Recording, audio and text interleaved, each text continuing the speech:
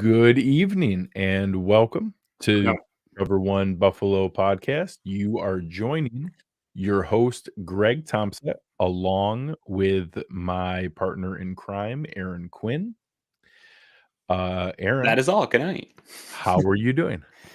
This is going to be another stupid post-game show, Greg. We're going to have some conversations. It's going to be a weird one. I don't want to talk about drives and stuff. Let's just let's get right into this and talk about the season's over for the Buffalo Bills. More likely than not, barring a total miracle turnaround. Some crazy run of events that does not seem remotely feasible. You are listening because the Buffalo Bills have lost to the Denver Broncos 24-22 in one of the most fittingly heart-wrenching and Billsiest ways possible. The Broncos drove down on a defense that was really holding them in the game this entire game. The offense kept throwing up on themselves, turning the ball over repeatedly over and over and over again. Eventually, the defense let up a score, and Denver missed the extra point, and it looked like Buffalo was going to be able to come back. They were only up 6, 21-15. The Buffalo Bills do drive down. They score what should have been a game-winning touchdown.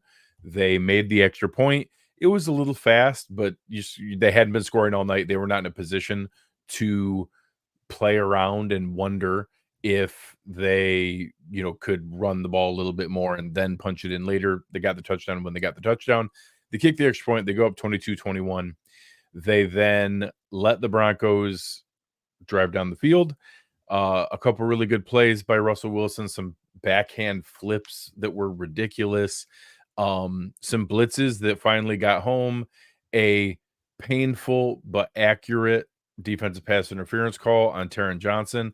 I'm not 100% sure why we had to go all out blitz when they were really far out of field goal range, unless they picked up like 15 yards. It was still going to be really tough. And then the Denver Broncos run out there because they had no timeouts, which we knew. At the end of the first half, they did this, and we didn't drag our feet. At the end of the first half, we could have run the clock out by the offensive side of the ball is obligated to let you substitute. We could have dragged our feet to be able to substitute. The clock would have run out at the beginning of the first half. They would not have been able to kick the field goal. Here, it actually wouldn't. There was over 10 seconds. We would have got called for a defensive delay game. I still would like to see them try, because at that point, it was worth pushing the envelope to make them try. Instead, we rush to match them when we were not obligated to rush to match them. We rush to match them. 12 players go on the field while the Denver Broncos miss the game-winning field goal. If we simply had 11 players on the field, the Buffalo Bills win 22-21. We do not, because we rushed to match them, ran 12 players onto the field, allow them to kick again from 36 yards. And of course, a professional kicker made the 36-yard field goal. And for the first time in 6 years, someone who has been maybe the most strident and ardent Sean McDermott defender on Twitter and in Bills content and around Bills Mafia, I'm open to firing Sean McDermott. And I know that that's an emotional overreaction to the moment, but there's a piece of me that wonders if are these offensive issues from him meddling in it more than he has previously. Why didn't his meticulous, detail-oriented pieces are the things I've clung to. Why did I know that you could drag your feet and match their substitution and he didn't? That shouldn't be the case. He should know that. I am as disappointed from a coaching standpoint as I have. Probably the first 3 quarters of the game was way more Josh than the coaches. Way more. It was a really bad Josh Allen game. I am just so done with everything. everything.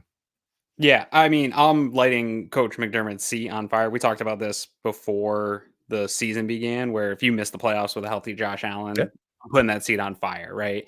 Yep. I'm not on the. I mean, this was probably the worst loss that I can remember, even with drought, just because of where expectations are, right? And Yeah. the season's on the line, So and much more talent than the drought. yeah, the players only meeting, trying to get the offense going, but I'm just at a loss for like I. There's coaching issues for sure. Um, I don't know where to parse the people that just want to yell that execution is all coaching issues, right? Like you can teach ball security all week long, and James Cook getting the ball ripped out of his hands on the first play is still on James Cook, right? And we saw him again, him and Josh Allen fumble a handoff. The best play for the offense in the whole game was still a fumble that just happened to come back into his hands and go for a 42-yard gain. What a phenomenal synopsis of James Cook in one play like this. Game-breaking, critical, needed run, and he literally fumbles mid-run. I have a hard time in my brain, and maybe I'm just an idiot. I'm definitely going to get called that all over Twitter for sure. Having a tough time putting all of those things that compounded to even have this game be close on Sean McDermott. Now, Sean McDermott has plenty of blame. The team not being ready on the missed field goal opportunity where you had the game won, having 12 men on the field. That is, I agree, in most situations, a fireable offense. In this situation, for me, with what I've seen from this team, it's the offense that says light that seat on fire. And if we continue to have bungled games like this, sure, when we come to the bye week, fire them all. Like I'm fine. If you lose to the Jets, sure. At this point, firing Sean McDermott now, cool. It makes us all feel better, and everybody gets to get that live bait, and we suck on that for a week. But you still have a half of a seat. Like, so Eric Washington gonna coach the rest of the way? Like, you're still gonna have all these coaches that, to your point, were on this staff that also made these mistakes in this game. So I don't know. Like, the seat's hot. If it continues to go this way, maybe it happens before the end of the year. I'm not totally sure, but yeah, a lot of mistakes led to this. Shouldn't even have been a football game, Greg. The way this defense played throughout, we'll have to do a drive of the game at some point, or we can just read about Herr. But I had multiple instances where the defense gave the offense the ball back, and they had plenty of opportunities. And Josh Allen and this offense, and whether it's Ken Dorsey's play calling or Josh Allen's decision making or just sloppy play from the offense, continue to just shoot this team in the foot. And it is just, I don't know what the answer is. We've been trying to pinpoint it. They even ran more, to Brett Coleman's video point. Like, they ran more and they ran well, and they still had fumbles and they still had stalled drives and they still punted the ball. And Sam Martin still sucks at punting again. Like, it's easy to want to just get somebody fired and tar and feather somebody in the street. But I don't know that it fixes some of the fundamental issues this year. Like, this year's just kind of a wash now at this point. That's actually why I'm open to it for the first time, is the acceptance that I don't know that we have the staff to get us over the hump. And I don't think you're going to be able to hire the kind of offensive mind needed with our current structure to do that. And that would mean the only way to do that is to flip it over the other way. And I actually think someone just did a super chat saying this, but something along the lines of, do they need to fire the coaches so that you can go hire a Ben Johnson or whoever you think is the guy? And we'll talk about that later. I can guarantee you no one's getting fired tomorrow. That's my point. No one's getting fired tomorrow. Get the seat hot. You have some time here. I don't think they're going to fire him tomorrow. But if you lose to the Jets, like, sure, coming out of the bye, make some moves that make the fans feel better and make you feel like you're going in that direction. But this rate, they're probably going to miss the playoffs and be in on the hiring process if they want to remove the head coach at the end of the season and work towards that. So I think you'll have those opportunities here coming up. We got a lot of time left. We haven't even hit December. So there's plenty of time for those types of decisions to happen. And I'm all for it if it continues on that way, but I'm not as far as you are of talking about firing him right today, and I know that that's not going to sit well with a lot of fans, but the seat's hot. And for me to say that about Sean McDermott, who has come in and established this team up until this point as a completely perennial, turned around the franchise and organization. totally. It takes a lot for me to get there. I'm more conservative than people in these situations. I'd never wanted to fire Chan Gailey. Like I wasn't on a lot of those firings that we had throughout the drought. So maybe I'm wrong here. But I still think Sean McDermott has done a lot of good things, and this season is just a super weird one. His defense played pretty phenomenally. Again, he made a couple of tough decisions. There was a 3rd and 11 where he sent an all-out blitz, and he didn't have to. That last blitz after a perfect called blitz to get them out of field goal range. You just did the cover 0. It would have been the perfect time to pull it back, posture and show it and drop out into the send 3, drop 8 coverage, where they would not have been ready for that. And I'm getting killed on Twitter. I still think the NFL really needs to. I get that they're always going to call that on Taron Johnson. It gets called all the time. As somebody that defends DBs, it's ridiculous that we still do this in the NFL, that you can have an underthrown ball and he still turns, even though you make contact. Like, it's impossible to not make contact on an underthrown ball when you're running full speed, first of all. And so the NFL needs to fix that rule. But Sean McDermott should have never put the DBs in that position and in that situation, because that is, offenses are going to throw the ball up in those situations, hoping to get a PI call, and we should know those things. So I'm not sitting here tonight to take blame off of Sean McDermott, but I have plenty to go around for him. I'm just not on the fire him today train. And you know what? You could throw Dorsey to the Wolves if we want, but I don't actually think Dorsey even had that bad of it. Like, I don't think the offensive issues that we saw today from the Bills were, again, necessarily a Ken Dorsey issue. Like, Josh had a really sloppy game. And I even saw people still refusing on the interception right before half, still refusing to give any credit for Josh being part of this problem right now. Yeah, I was really glad to see both Troy Aikman and Joe Buck rightfully early on put the blame on Josh, because it should have been. And there was plenty of it to go around. James Cook, like, you're an NFL runner. You can't have someone just pull the ball out of your hands. We've had fumbling issues. He just gets it ripped out of his hands. And then you fumble again later on. And he actually had another one pulled out of his hands that luckily they stopped forward progress. But when they got up, the linebacker had the ball. Yeah. And James Cook didn't. So the one was totally on Josh. He didn't put it in the belly. But that was a separate 4th one that would have been his 4th fumble of the game. So all the people give, oh my gosh, imagine how much production he could have had if they didn't bench him. Yeah, maybe he would have fumbled 5 times. If they didn't bench him, he could have got a 5th fumble in there. It would have been really exciting. Josh directly threw the ball to the defense multiple times. Ugly plays. Yeah, one was on Gabe. I'll pin. Oh yeah, no, the early drop one was 100% on Gabe. Again, how about another coaching issue? Why does James Cook's lack of ball security get him immediately benched for 3 drives? Gabe Davis's lack of ball security gets him back on the field immediately the next play.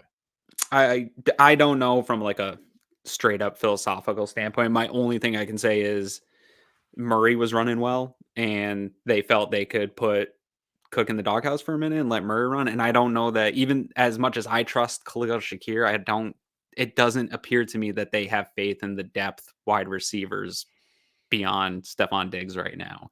And I think that might be also part of the problem with Josh Allen and trusting these receivers and the types of throws that he's making. I mean, we didn't see him force the ball to Stefon Diggs. It would have been nice at times. But I'm guessing that maybe it's the lack of trust and personnel behind Gabe Davis. I don't know. I don't have a good answer for it. It did seem a little inconsistent to me. If you're going to penalize somebody for turning the ball over in that manner, I mean, that one was 100% on Gabe. And especially, again, this comes back to the whole conversation of like, how is their EPA good? And then how are we seeing these lack of scoring? That drive perfectly encapsulates. I mean, they went on a nice drive there, getting the ball down into the red zone if they catches that one, and they just totally turn it over. And it's nothing that Dorsey called, and this one wasn't on Josh Allen. It's just a lack of execution all around. And if you want to pin that on coaching, sure, but I don't know, like Sean Payton's a pretty good coach, and the Denver Broncos fumbled the game away too. Like nobody wanted to win this game Correct. tonight. They had 10 penalties. They missed 2 extra points and a game-winning field goal. There was lots of bad execution and different issues. But just to reinforce that point you just made for the people, and I'll even give a shout out. I think Steve is in the chat here, has been harping on the how falsely the DVOA bumps things up and some of the different EPA stats. That drive, when you look at it, you're talking about 5 completed passes, 3 successful runs, 1 incompletion. Those all add into DVOA and EPA as positive plays, and then an interception at the end. That honestly, the interception at the end, I think Steve Palazzo from PFF even said that wasn't a turnover-worthy throw. It's not one we would grade as a turnover-worthy throw. Josh's interceptions are inflated because of that, because that one was on Gabe Davis, and it still ends up as an interception. It still is something that's going to make us lose the game while making EPA and DVOA look better. And there's a lot of that. I think tonight we had a 24-yard difference in starting field position. Denver was consistently in fantastic starting field position. You talked about the defense bailing out the offense. There were 2 scoring drives by the Denver Broncos, 2 scoring drives of 4 plays in 6 yards and 4 plays in 9 yards, where the defense held them to a 3 and out twice, and they scored on both drives because we gave them the ball so close that it was automatically a scoring drive. I don't know. There isn't a single person to hold the blame. We just rattled through. Sam Martin was terrible tonight. Josh Allen played pretty badly at first. Of course, he came back and played well later on. I think the offensive line played pretty well. Talent. Yes, there you go. I agree. I think the offensive line both in the run game and pass protection. I thought Joshua wasn't sacked, and I honestly had I think Buck and Aikman pointed out several really nice pockets that Josh threw from.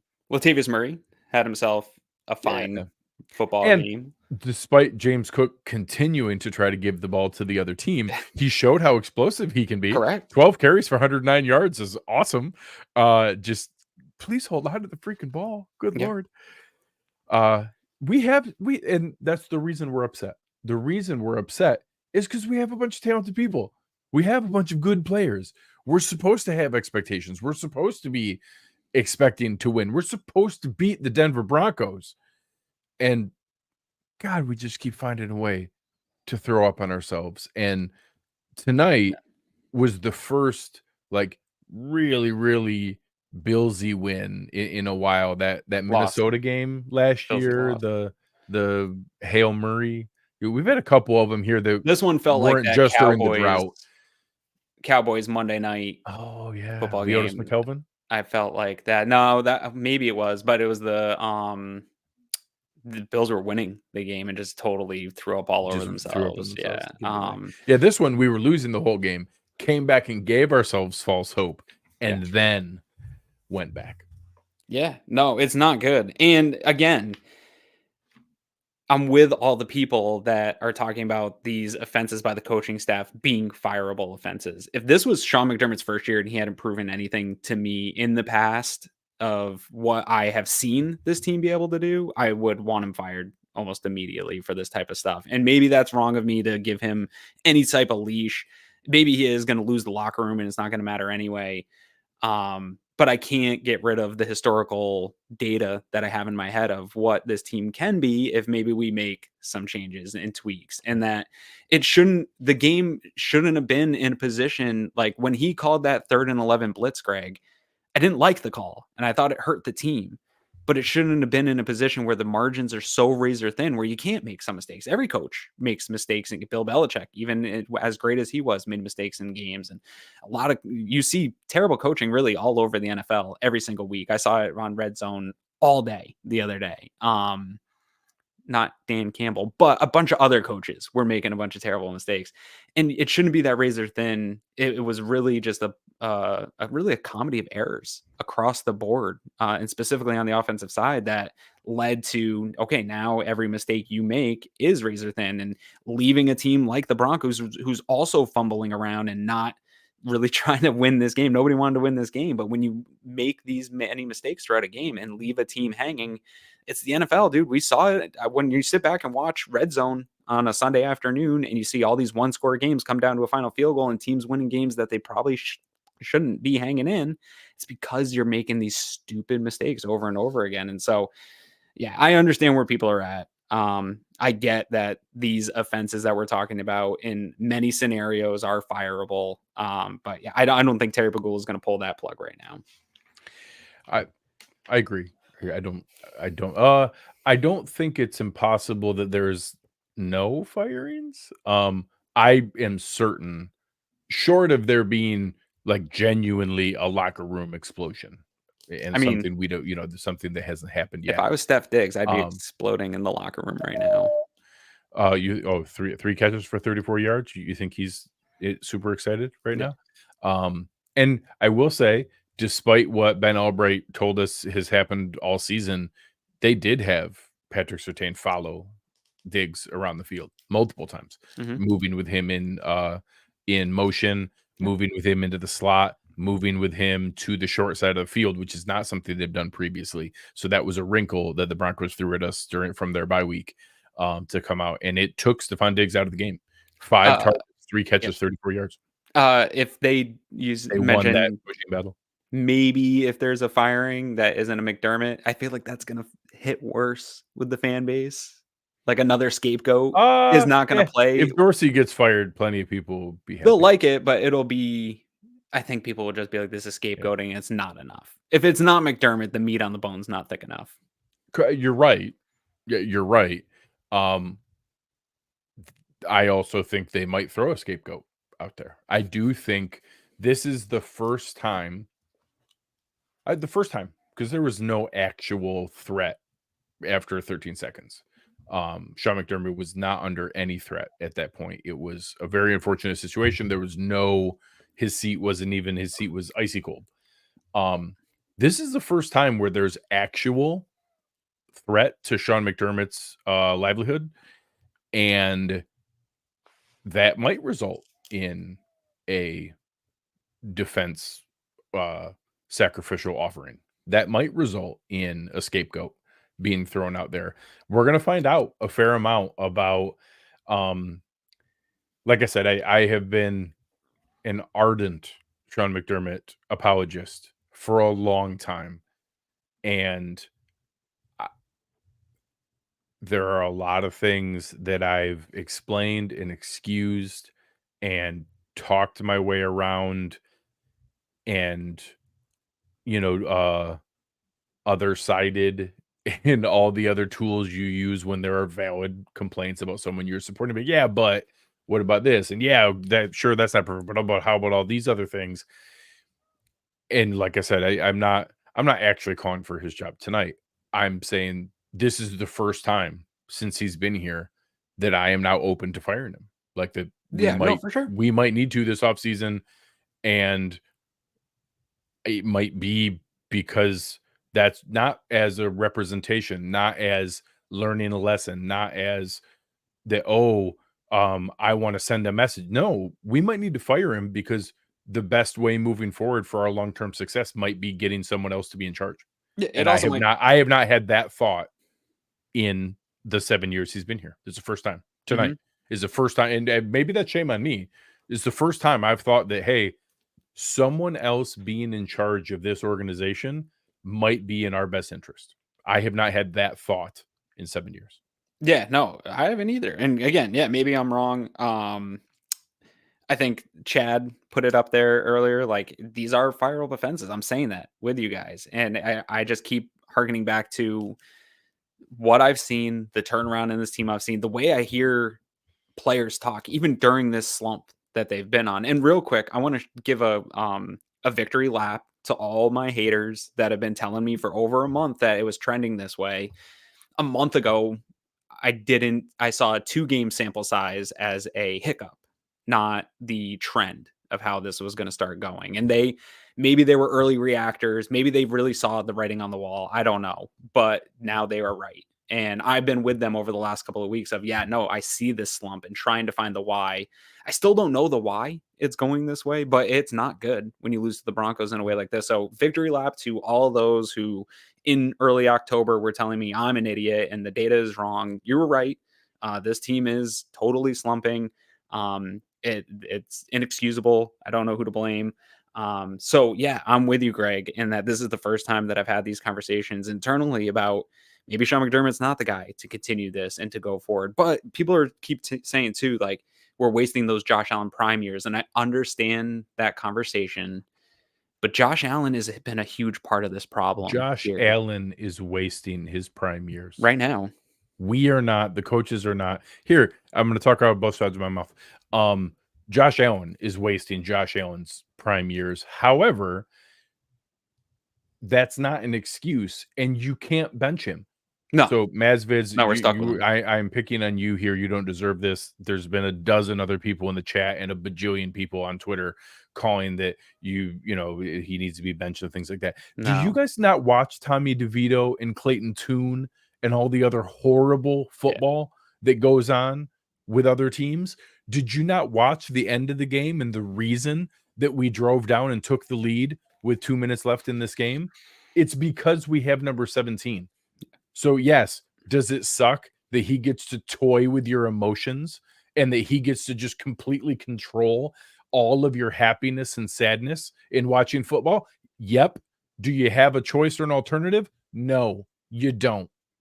Because your only chance at happiness is having 17. So like it or not, go talk to some Packers fans from 20 years ago. This is what you signed up for. We finally have a guy that can win and do all the good things. Benching him means you go back to having football that no one gives a crap about and will never, ever matter. It's not. We have him. Life is now that way. There's going to be more good than bad. I know it sucked for the last little bit here. There has not been more good than bad for the last 5 weeks. That's fine. Yeah. Overall, there's going to be way, way more good than bad. It's never going to be perfect. There's always going to be bad. It's not always going to be 6 straight games with an interception and him being solely responsible for 2 of the 3 turnovers tonight, 2 out of the 4 total turnovers tonight. But you don't have a choice. This is all you get. We got one of the guys.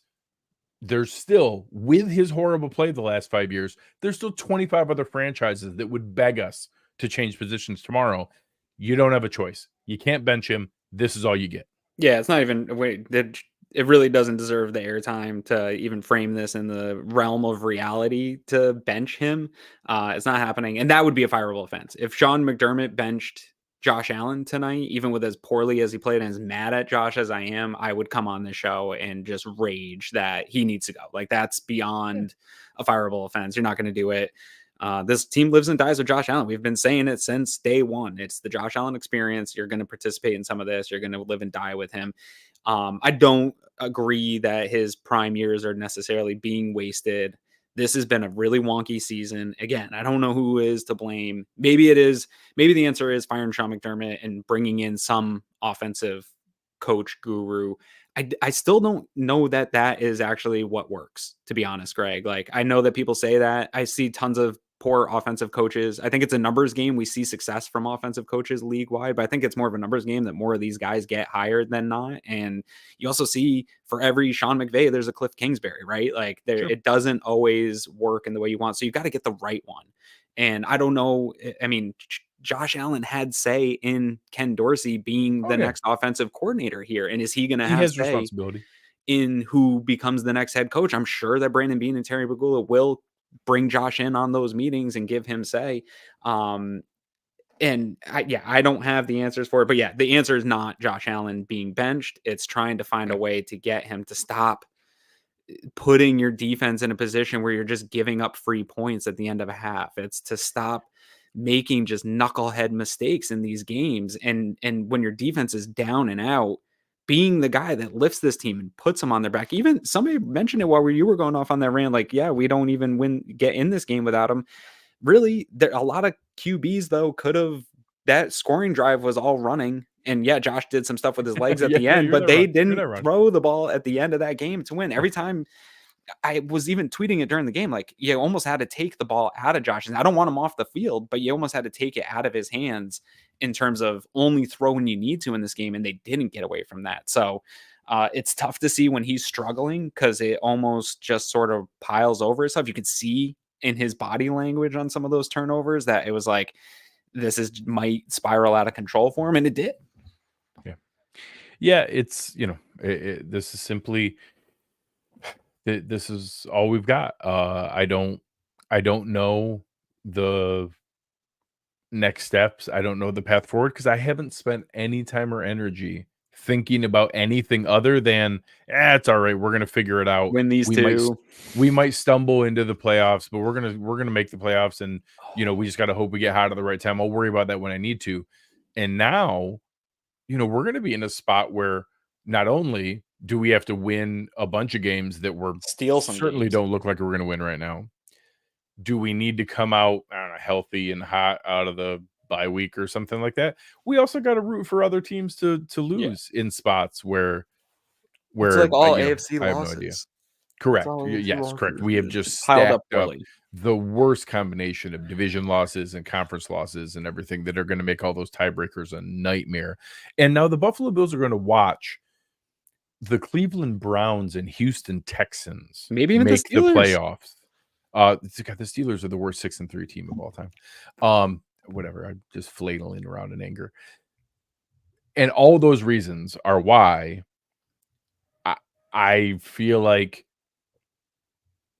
firing people and handing the keys over to call Ben Johnson and say, hey, out of all the jobs you can get this offseason, the best one you can get is being the guy who fixes Josh Allen and who gives him some of the things where I think Josh is responsible for vouching for Ken Dorsey, wanting to keep everything the same, whether Dorsey was actually ready or not. He had never called plays before.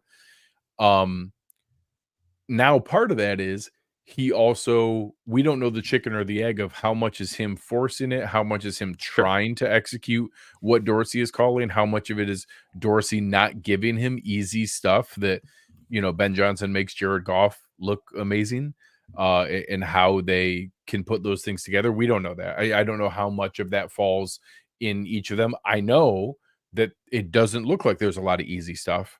I know that Josh clearly looks like he feels like he needs to force it because he does. Mhm.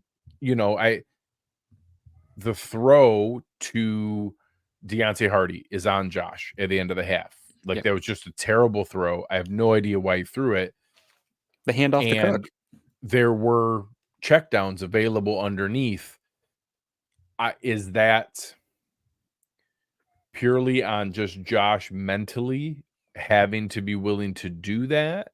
Is that on would a better play caller have called a play that the primary read was going to be schemed open better? I don't know Maybe. what needs to be presented to Josh to save him from himself and not tempt him with some of those. Because right now, whatever that combination is, and again, I think it's pretty clear that early on it was more Josh's fault. Later on, it seems like the coaching became a bigger issue.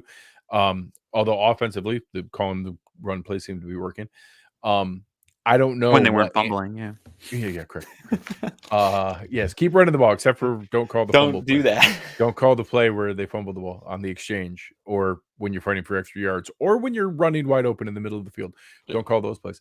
I don't know what result is needed that is gonna frame things the way where Josh won't feel the need to make those mind melting throws, because the last 3 weeks in a row, there's been one or two that are just, oh my God, what are you doing, Josh? Throws. Yeah.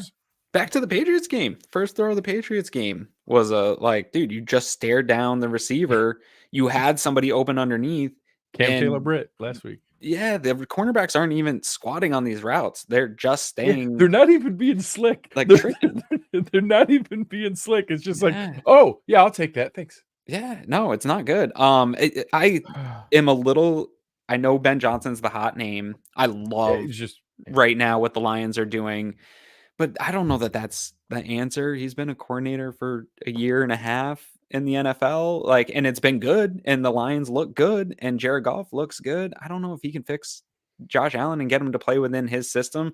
I don't have an answer for any of this. Eric Bieniemy sounds cool. I would love to see him come here and do what he did with Sam Patrick Howell's actually put Mahomes. up production.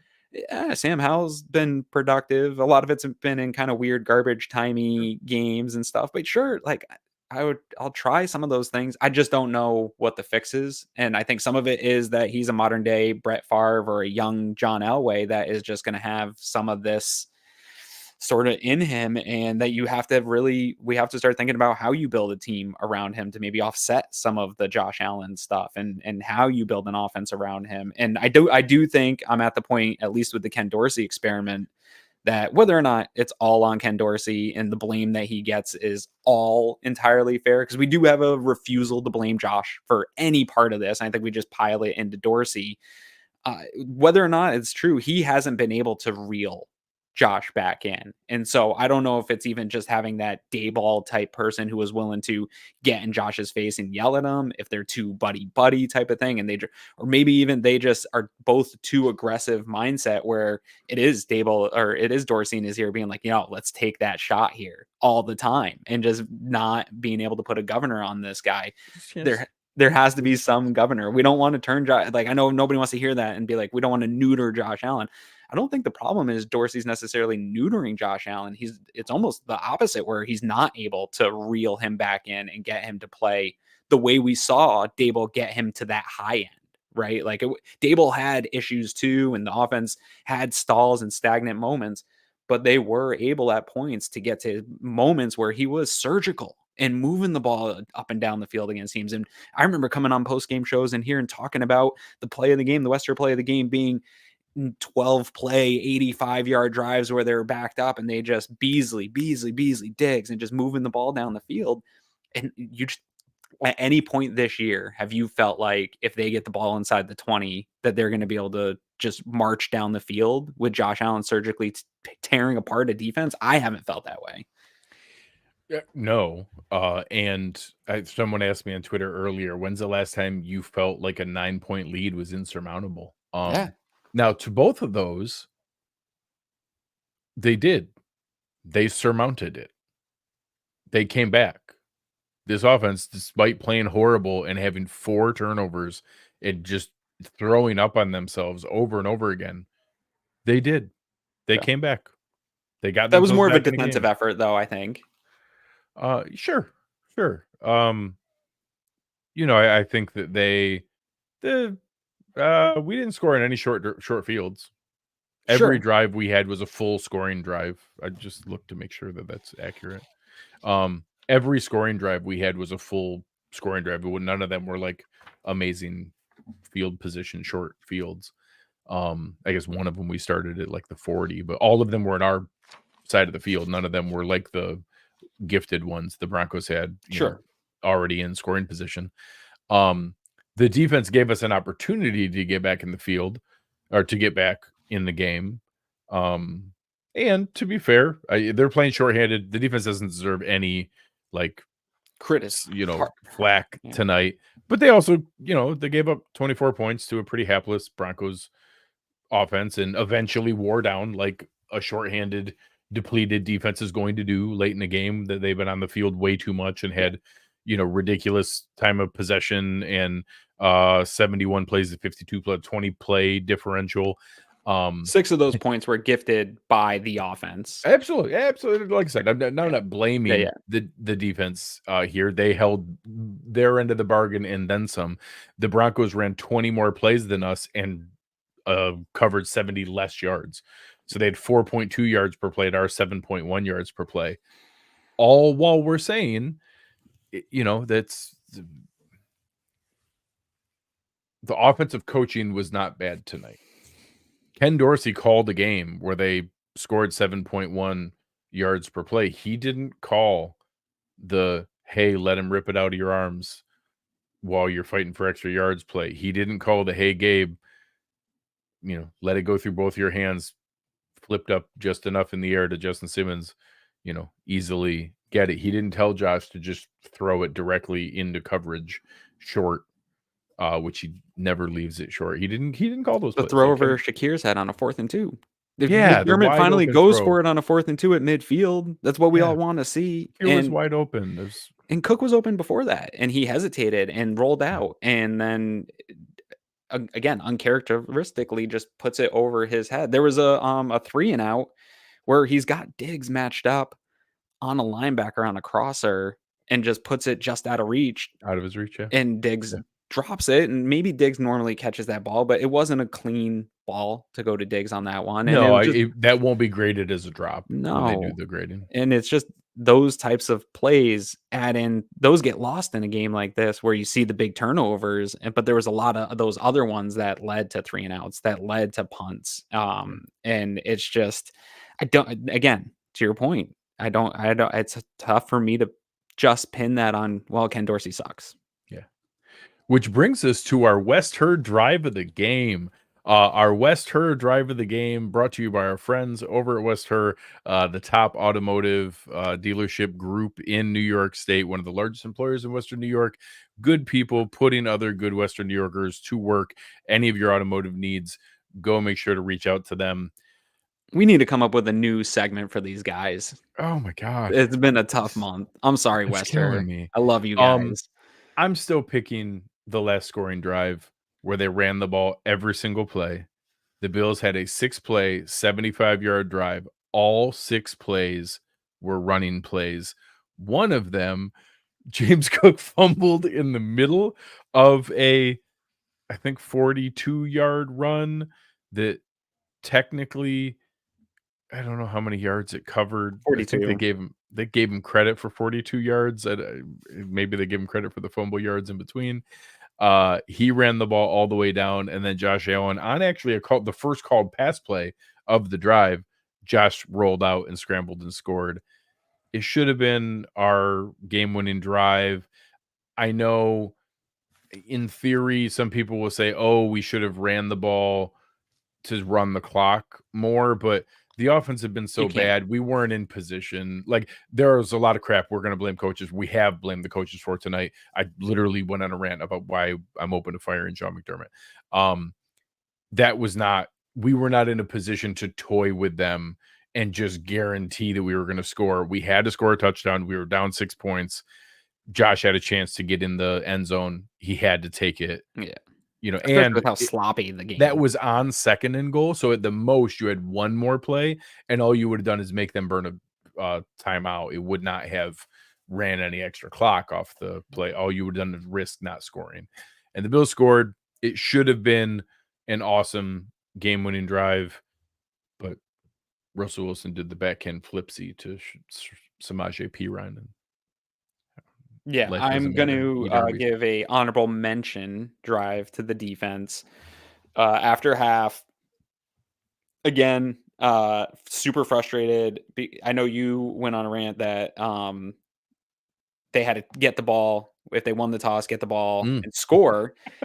The counter to doing that is when you do get the ball up at the half, turn the ball over on the first play, and they score. It totally negates everything you were. Win the toss, take the ball, fumble. Whew, that was tough. But so then they come out of half. Defense gets them to punt. Bills go out and drop the ball again on the defense and go for a 4th and 2. They miss that.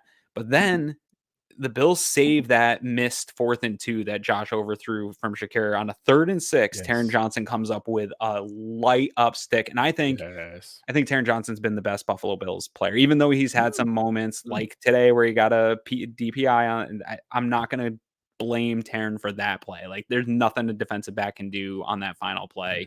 He was put in a difficult position. He was put in a bad spot. It almost happens to almost everyone. I reacted to the call saying it was a BS call. I understand Twitter. Don't worry. I understand that it gets called every time. I still think it's a stupid call. But on that 3rd and 6, he makes the play of the game to me at that point. Big players make big plays on third down. He comes up, sticks. Was it Sutton that he stuck on that Yes, one? it was. And then Rasul Douglas comes in, makes a heady play to get the ball. Barely by inches by on the inches. sideline. I actually Yeah. thought that one was going to get overturned. I did too. And it still would have been a big play, right? Because it would have turned into a fourth. They would have gotten the ball back. But instead, you get the ball pretty much exactly where you left off that drive, basically negating the, hey, we messed up on this fourth down. And the Bills then proceed to go down and score. And it was in that moment. I mean, we haven't seen turnovers. We've seen a lot of good play from this Bills defense, but it was still leading to big punts and still pinning the offense way deep, right? And then this offense is struggling to put those large drives together. This was this moment in time where it's like, there's the complementary football that we've been wanting, right? Maybe arguably the only pairing of offense and defensive drives that genuinely was the complementary football. And no other, at every other juncture, one of the units was disjointed or giving up a score or not converting or not supporting the other. That one right there, that where they go in, like you said, you get the stop out of half, you get the aggressive play call. Josh misses Shakir. You then, instead of punting them, plenty of conservative Sean McDermott moments would have been like, no, we're going to pin him deep and put him back inside the 10. Especially with the way the D was playing. He doesn't. He goes for it, doesn't get rewarded because Josh missed Shakir wide open. Defense comes in, like you said, Taron Johnson, helmet on the ball, picked up by Rasul Douglas. And finally, the defense answers with, though that one was a good balanced drive too, because it was plenty of runs, but a couple, you get the pass from to Shakir. Yeah, you get the nice one down the sideline to Shakir. It is funny that multiple of our scoring drives were an awful lot of running. One of them was only all 6 plays were runs. That one, 6 out of the 7 plays were runs. Yeah. Aaron, are we now a running team? I mean, I've been calling for more Cook and Murray for a while now. And I do think, this is where I probably veer off from the analytics group of never run, right? Like passing leads to more. I've said for years I want 80-20. Yeah. And I've sat here on the show and been like, well, I'll take 60-40, 70-30, something like that. And I think that's fine. And that's where they should live. But in games like this, when you are just continuing to pound your head against the wall trying to pass, and especially against the team like the Broncos, like your scouting department should see that this was an opportunity to run the football a little bit. And they did, and they did it with some success. And then, you end up being able to tie this game up 15-15. And that gave me we've reestablished ourselves. We've got a couple plays. We got two toxic differential plays, right? Almost in succession here, where you get the fumble and then you get a 24-yarder. And now let's not look back. Unfortunately, they look back a bunch of times throughout this game, but in that moment, I had it marked for a consideration for drive of the game. So not all's bad in the loss, I guess. You still get a West Herr drive of the game in there. Yeah. So again, shout out to our fantastic sponsors at West Herr. Yeah. They've been really good to us. They've been here with us almost right from the very beginning. They were our second ever sponsor and have been with us for a long, long time.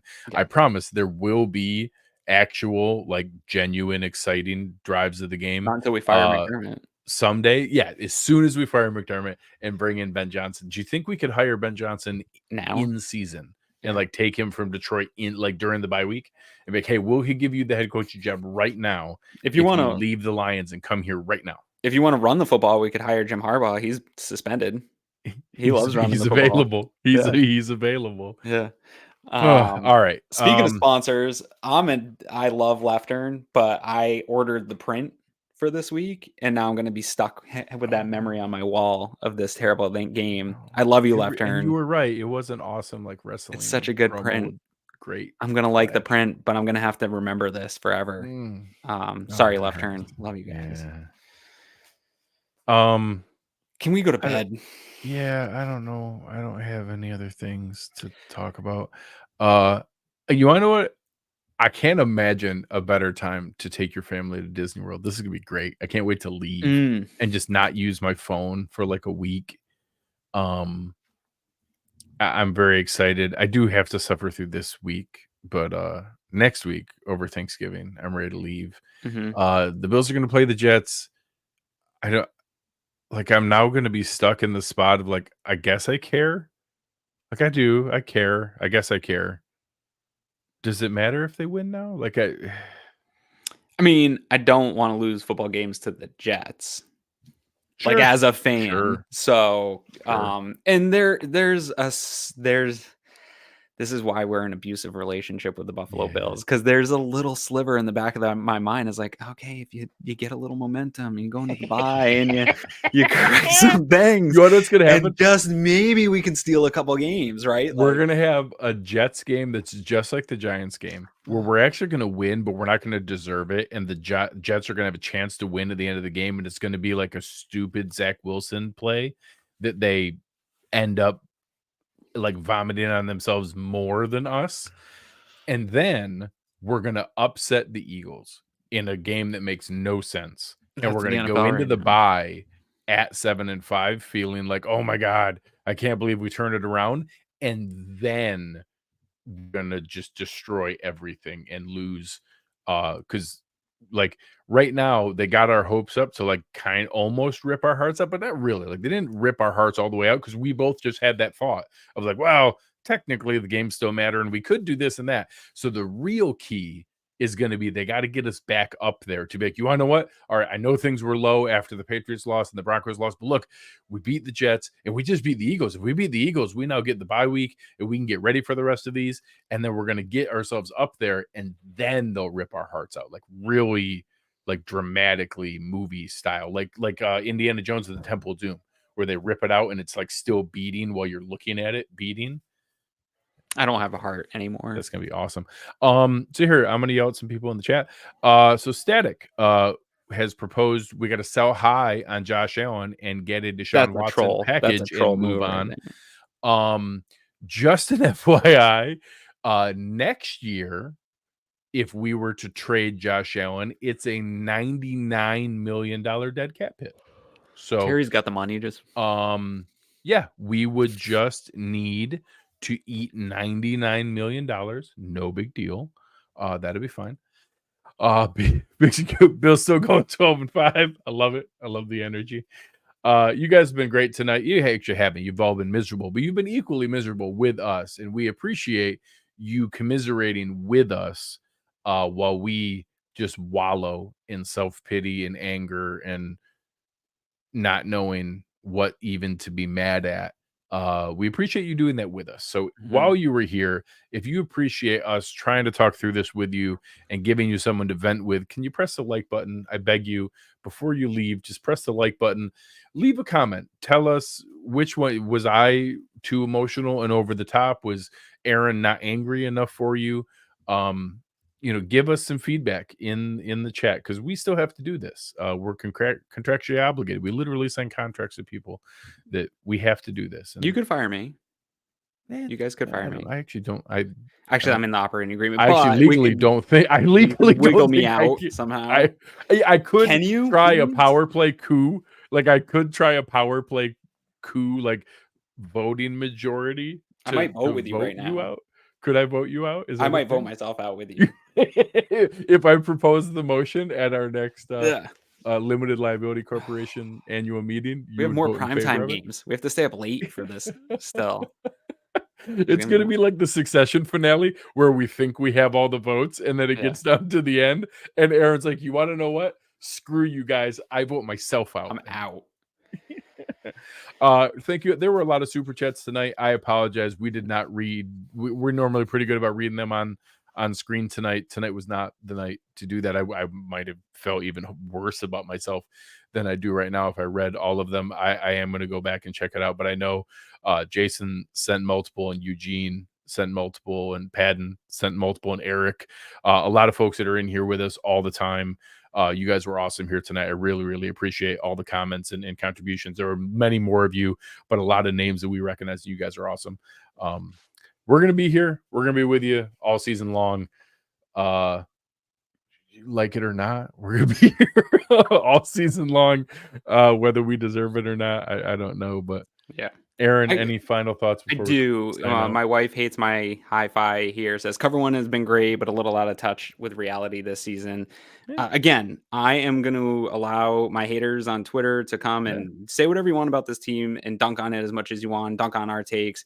I still stand by There were reasons to be optimistic. There were. Yeah, 4 weeks ago when I was like, this is an anomaly. This isn't who this Bills team is. It wasn't based on being disassociated from reality. No. And I do think that some of the people that are now taking their victory laps, and you can take your victory laps. You are now correct. I think you also jumped the gun a little bit 5 weeks ago and happened to be right. It's like you're now playing the results of being right. And that's good. You were right. You can take those victory laps.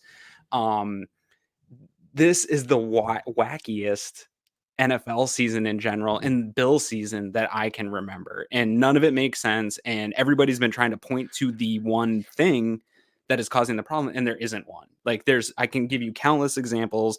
Brett Coleman did a great video in terms of, hey, why is it what we're seeing versus what the results are? And even he didn't get it all right. Like there's still a lot that he left off the plate. It's such an anomaly of a season with all the different things that have gone wrong and all the different moments that, yes, you guys have ended up being right. You're welcome to come in my mentions and tell me this team sucks and talk about firing everybody. But I'm also not going to stand by and just say like 4 weeks ago that I was totally wrong in thinking that it was an anomaly and not going to be a 5-week slump of some of the worst football I've seen. Yeah, unfortunately, I think the reason this hurts, and if anyone, even the people who are trying to pound their chest and show their receipts, I never believed in them anyways, that was your defense mechanism. That was you protecting yourself. The reason this hurts, the reason all of us are angry is because this is a talented team. Yeah. The reason this sucks is we were right to have expectations. The reason this hurts so bad is because we had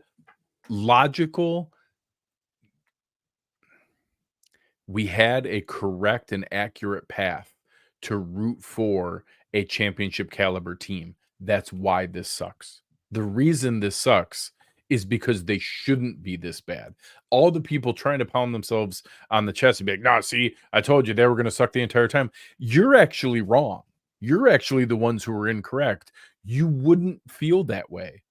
You wouldn't have done those things. You did that as a defense mechanism. The reason that 90% of the people are so upset about this is they shouldn't be in this position. They were good enough to surpass this. Maybe we should have been more realistic when we had the crazy run of injuries and really adjusted the expectations. But that's why this sucks.